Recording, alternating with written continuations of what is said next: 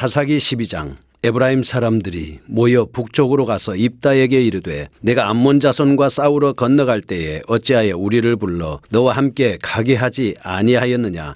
우리가 반드시 너와 내 집을 불사르리라 하니 입다가 그들에게 이르되 나와 내 백성이 암몬 자손과 크게 싸울 때에 내가 너희를 부르되 너희가 나를 그들의 손에서 구원하지 아니한 고로 나는 너희가 도와주지 아니한 것을 보고 내 목숨을 돌보지 아니하고 건너가서 암몬 자손을 쳤더니 여호와께서 그들을 내 손에 넘겨주셨거늘 너희가 어찌하여 오늘 내게 올라와서 나와 더불어 싸우고자 하느냐 하니라. 입다가 길르앗 사람을 다 모으고 에브라임과 싸웠으며 길르앗 사람들이 에브라임을 쳐서 무찔렀으니 이는 에브라임의 말이 너희 길르앗 사람은 본래 에브라임에서 도망한 자로서 에브라임과 므낫세 중에 있다 하였습니다. 길르앗 사람이 에브라임 사람보다 앞서 요단강 나루터를 장악하고 에브라임 사람의 도망하는 자가 말하기를 청하건대 나를 건너가게 하라 하면 길르앗 사람이 그에게 묻기를 네가 에브라임 사람이냐 하여 그가 만일 아니라 하면 그에게 이르기를 쉿볼렛이라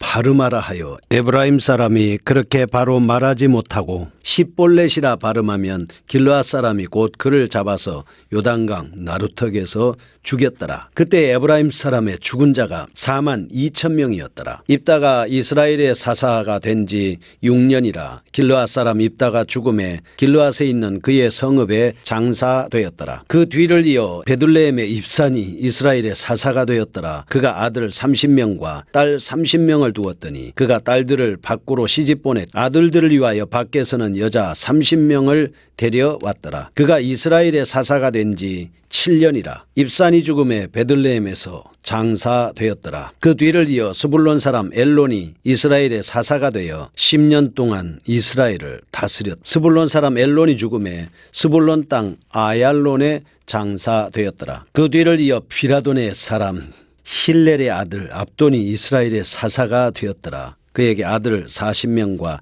손자 30명이 있어 어린 낙이 70마리를 탔더라. 압돈이 이스라엘의 사사가 된 지 8년이라. 비라돈 사람 힐렐의 아들 압돈이 죽음에 에브라임 땅 아말렉 사람의 산지 비라돈에 장사되었더라. 아멘. 사사기 12장입니다. 에브라임 지파의 시기와 그 마지막에 대한 말씀을 볼 수가 있습니다. 11장에서 입다는 암몬으로부터 이스라엘을 구원하는 사건을 살펴보았습니다. 12장에서는 암몬과의 전쟁을 승리로 이끈 입다를 에브라임 사람들이 시기합니다. 그리하여 드디어 동족상전의 비극이 발발하게 됩니다. 이 싸움에서 에브라임 지파는 패하게 되는 것이죠. 7절에서 15절은 이스라엘은 다시 안정을 찾게 됩니다. 12장 말씀입니다. 이스라엘의 전쟁의 승리는 한 영웅적인 입다에게서 온 것입니다. 자신들이 그 승리의 기쁨에 동참하지 못하고 전리품을 공유하지 못한 데 대해서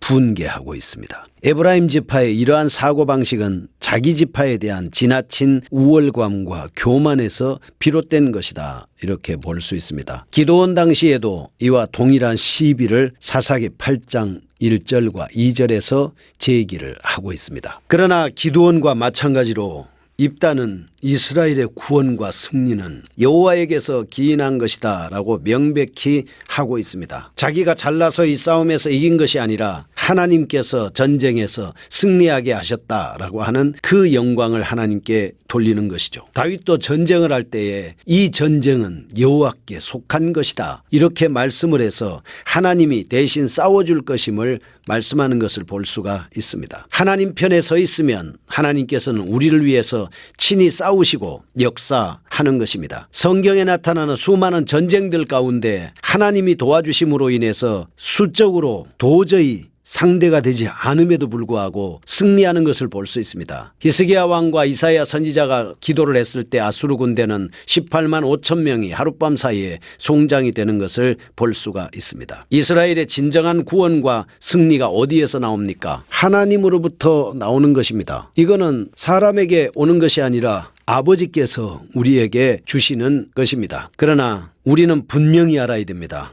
하나님께서 구원과 승리를 주시기 때문에 모든 영광은 하나님께 돌려야 된다고 하는 사실입니다. 에브라임 사람들의 이러한 사고방식, 이 구원과 참 원인의 승리이신 여호와에 대한 불신과 대항을 하고 있는 것입니다. 비록 동족이라 할지라도 하나님을 불신하고 민족의 화합을 깨뜨리는 그들의 교만한 무리들과 입다는 싸우지 않을 수가 없었습니다. 참된 구원을 깨닫지 못한 에브라임 지파는 4만 2천 명이나 됐습니다. 사망자를 내고 대패할 수밖에 없었습니다. 반면에 자신의 영웅적인 행위를 자랑하지 않고 끝까지 여호와만이 참된 구세주 되심을 믿었던 길르앗 사람들은 32년 동안 평안을 누리게 됐습니다. 그리고 입다에 이어서 입산, 엘론, 압돈에 이르기까지 평안은 계속되고 있는 것을 볼 수가 있습니다. 여기서 우리는 이스라엘 백성들이라고 다 평안을 얻는 것이 아닙니다. 어떤 사람이 평안을 얻습니까? 평안을 얻는 사람은 끝까지 믿음 위에 서서 하나님을 섬기고 경외하는 자만이 마지막까지 승리할 수 있다라고 하는 것을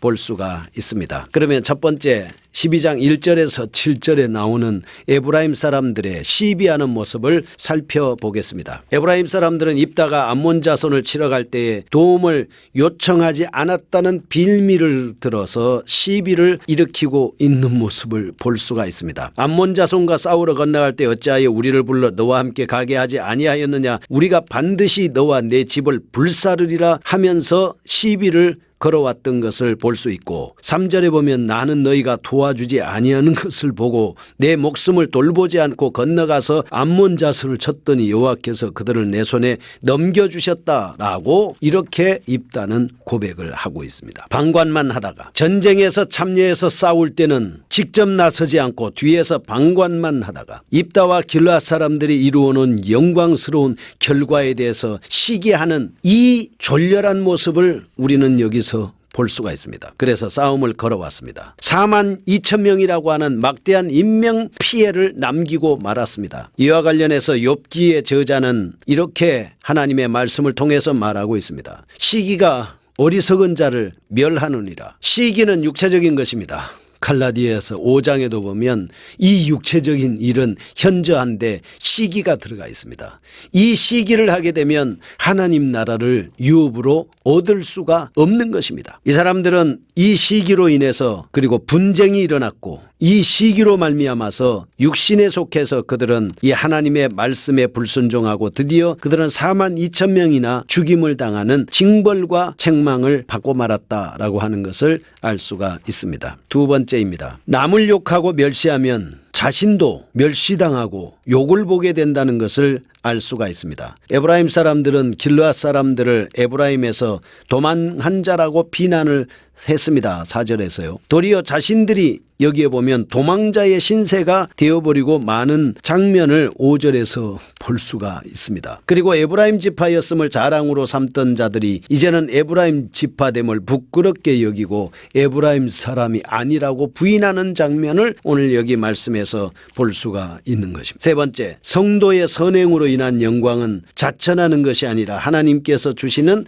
상급이다 볼 수 있습니다. 우리가 선을 행하면, 포기하지 않으면, 낙심하지 아니하면 때가 이름에 거두리라 말씀을 하고 있습니다. 그와 마찬가지로 우리가 열심히 일한 것에 대한 영광의 대가는 내가 마음대로 취하는 것이 아니라 하나님이 상급으로 주시는 겁니다. 암몬 족속과의 싸움에서 자신의 생명을 돌아보지 않았습니다. 그래서 싸움에서 승리했습니다. 결코 입다는 승리의 영광을 가로채지 않고 3절에서 모든 영광을 하나님께 돌리고 있는 모습을 볼 수 있습니다. 그러나 그 결과 그는 비천한 사람이었음에도 불구하고 11장 1절에 보면 길르앗 사람 입다는 큰 용사였으니 기생이 길르앗에게서 낳은 아들이었다라고 이렇게 말씀을 하고 있지 않습니까? 그는 분명히 비천한 사람이었습니다. 그러나 도리어 모든 사람들로부터 인정받고 길르앗의 우두머리로서 영광을 당당하게 누릴 수가 있었습니다. 왜 그랬습니까? 하나님을 믿고 따르기 때문입니다.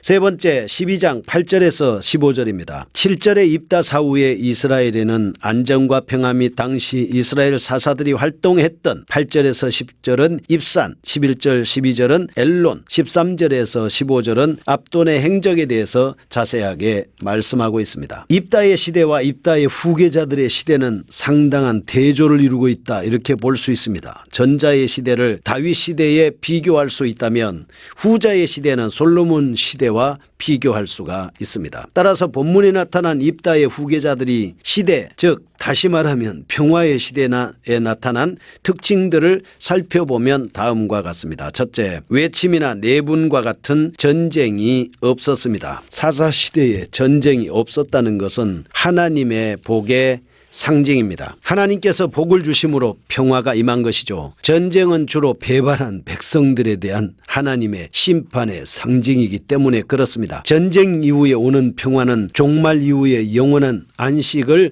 예표하는 것입니다. 성경에서는 이것을 하나님의 백성들만이 누릴 수 있는 특별한 복으로 간주하고 있습니다. 두 번째, 혼인잔치가 빈번히 발생했습니다. 입사는 아들 30명과 딸 30명을 혼인시켰습니다. 물론 이것이 정책적이긴 하지만 혼인정책은 평화의 시대에만 있는 것입니다. 세 번째입니다. 자손이 번성했습니다. 입산에게는 아들 30명, 딸 30명이 있었습니다. 9절과 14절에는 압돈에게는 아들 40명과 손자 30명이 있었습니다. 이렇게 많은 자손들을 거느릴 수 있었던 것은 하나님의 특별한 복이라고 볼 수 있습니다. 시편 127편 3절에 보면 자식은 여호와의 주신 기업이요 태의 열매는 그의 상급이로다 말씀하고 있습니다. 127편 4절에서 5절 보면 젊은 자의 자식은 장사의 수중의 화살 같으니 이것이 그 전통에 가득한 자는 복되도다 말씀하고 있습니다. 네 번째, 여기서 지도자들의 태도에 대해서 한번 살펴보겠습니다. 지도자는 마치 산꼭대기에 앉아있는 것과 같습니다. 이는 세상에서 한결같이 엿볼 수 있는 현상이라고 볼 수가 있습니다. 지도자는 높은 곳에 위치해 있기 때문에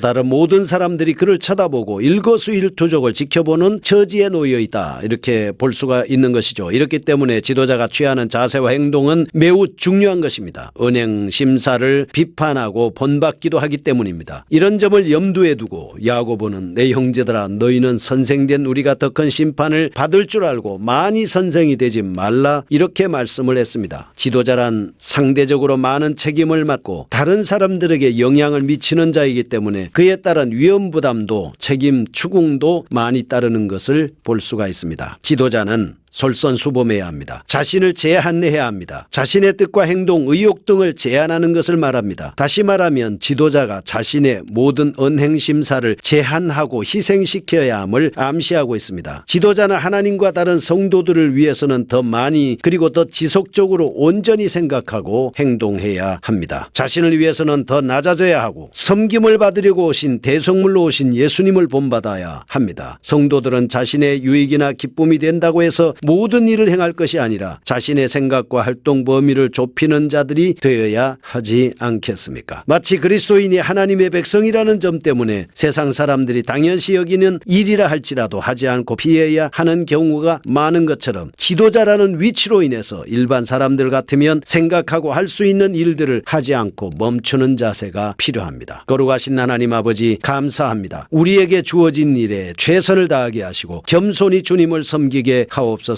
예수님의 이름으로 기도합니다.